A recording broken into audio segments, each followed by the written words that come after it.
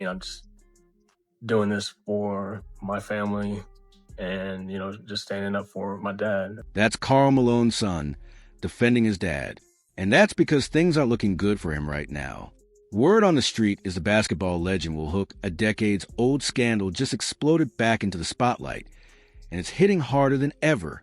Karl Malone isn't just facing criticism, he's facing renewed scrutiny over a case many thought was buried forever. Back in 1983, Malone was a 20-year-old college player at Louisiana Tech, already showing signs of becoming a dominant force. That summer in his hometown, he encountered 13-year-old Gloria Bell, not a stranger, but a child from his own community.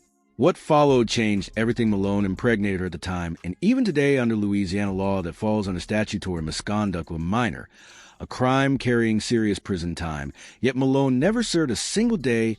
For years, the story stayed in the shadows, overshadowed by his Hall of Fame career. But silence doesn't erase reality, it delays. Then came Patrick Beverley on his podcast. He reacted to the story in real time, visibly stunned, as the details unfolded. That moment didn't just inform.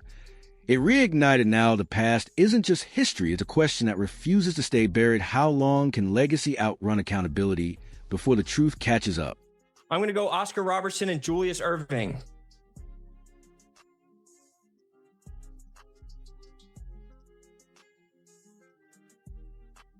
Dr. J. Timeout? You need a timeout? A 30-second? Oh, fool. Patrick Beverley's reaction wasn't theater. It was a reaction of someone confronting an uncomfortable truth that had been sitting in plain sight.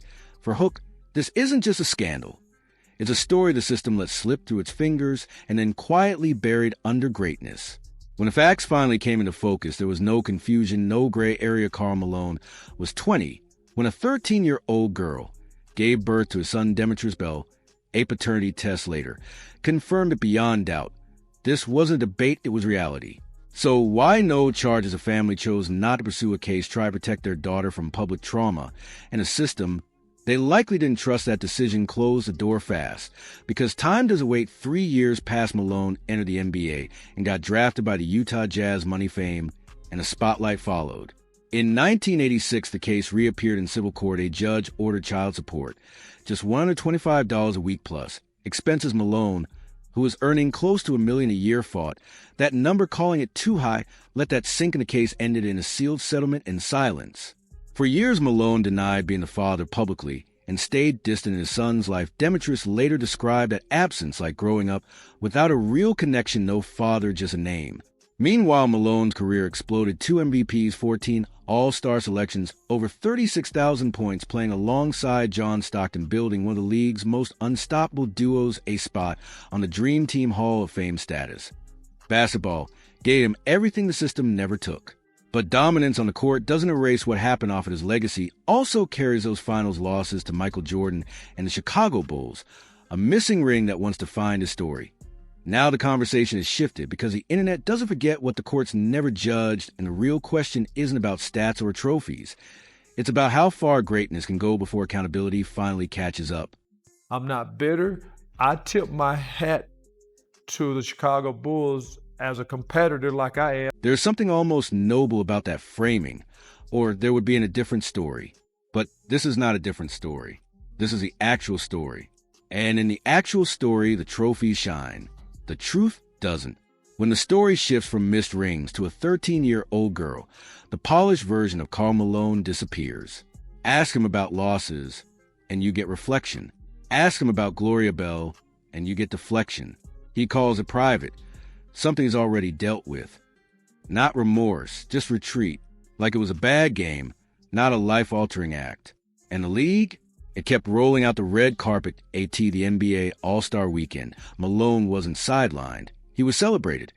Even judging the slam dunk contest. Fans didn't stay quiet. Outrage flooded social media, dragging the past back into the spotlight the league tried to dim. Then the future stepped in. Victor Wembanyama, young, global, and already a voice that carries, used his own birthday not for highlights, but for accountability. He amplified criticism of Malone and forced a new generation to confront an old truth. That moment hit different. This wasn't a rival or a critic. It was a face of tomorrow drawing a line, and the internet backed him. Not bots, not noise, real fans over years saying the same thing. This should have ended differently. That success shouldn't erase harm. That silence looks a lot like permission. Because here's the uncomfortable reality. Greatness on the court never erased what happened off it. It just distracted from it. And now that distraction is fading, the system looked away. The league moved on. But people didn't forget, and they're not asking anymore. They're demanding. Implicit. Karl Malone just kind of, when you're having these types of drafts, Karl Malone, what, second leading scorer of all time? I didn't even know this. You understand what I'm saying? Like, that's my thing, Ron. I didn't know this at all. So, like, You never heard this? no. The silence wasn't accidental. It was curated. For years, people didn't miss the truth about Karl Malone. They were steered away from it. Headlines chose free throws over facts, highlights over history. And 1983 wasn't an isolated shadow. It was the center of a pattern. In the early 90s, Malone publicly questioned Magic Johnson returning after his HIV diagnosis, fueling fear instead of support. Later, during a stint with the Los Angeles Lakers, he was accused of inappropriate remarks toward Vanessa Bryant, creating tension inside the locker room. That same year, he was linked to a fan altercation during the finals. No charges, no fallout. Years later, he pushed vaccine misinformation online, drawing criticism, but again, no real consequences. One incident? Maybe noise. All of them together? A pattern of dodging accountability. Yet the league never moved. No stripped honors. No statements. No distancing. National Basketball Association kept celebrating him. Hall of Fame status intact. Anniversary team untouched. Even an award in his name still handed to rising stars. That's not oversight. That's silence with a price tag. Paid in credibility. And here's the contradiction. The same league reacts instantly when optics demand it. Minor violations get fines. Strategic decisions get punished. The system works when it wants to, just not here. Which leaves something heavier than controversy. Legacy split in two. But at the end of the day, I mean, I'm just doing this for my family and, just standing up for my dad. After, last night's episode of Last Dance, it showed how great of a player my dad is, but people don't want to see that. That's what KJ was driving toward. And he wasn't wrong, at least not about the impulse. Because yes, the internet in those moments was focused almost entirely on the worst thing Karl Malone ever did. And for a son who grew up watching his father show up, who grew up loved and supported and present, that is a painful thing to watch. He made a mistake, but at the end of the day, he's still a great dad. He still takes care of Demetrius. Demetrius is my brother. And then something remarkable happened. KJ, the son of Karl Malone and Kay. Kinsey, the son raised in a legitimate family, claimed Demetrius Bell as his brother.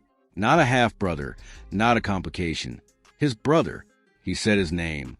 He said his father takes care of him. And he meant it. These things can both be true simultaneously. Karl Malone may genuinely be a loving father today, and Karl Malone committed statutory misconduct in 1983 and faced no criminal consequences. Both are true and both matter. My dad's just a country boy. I mean, he still has a damn flip phone. So, I just think me as one of his sons and seeing all this stuff said about him on Twitter. A flip phone. In an era of Instagram and Twitter and podcasts going viral within hours of posting, Karl Malone, the man at the center of all of this, reportedly still uses a flip phone. He has largely stayed off social media. And in a perverse way, that absence has made everything worse because it means the story is always being told about him, never by him. In interviews over the years, particularly in an extended conversation in Salt Lake City during All-Star Weekend, Karl Malone has been remarkably candid about certain aspects of his life and career while remaining almost entirely opaque. We're human, right? We all want to be liked, and we want you to grow to love us. Storage. That is the banality of his current existence. Shipping containers, planning commissions, the ordinary machinery of a wealthy managing his business empire in a mid-sized American city. The Karl Malone Award given annually to the top college Power Four in the country continues to bear his name with the 2026 midseason top 10 list, including players like Graham Ike of Gonzaga, JT Toppin of Texas Tech, and Cole Pete of Arizona. College basketball's best young players still compete for an award named after him every year. Karl Malone has never stolen just a little bit of time. He stole a childhood. He stole a young girl's future and replaced it with a trauma that no amount of child support can undo. And he spent the next 40 years being celebrated for it. Not for the crime, but despite it, which amounts to the same thing in the end.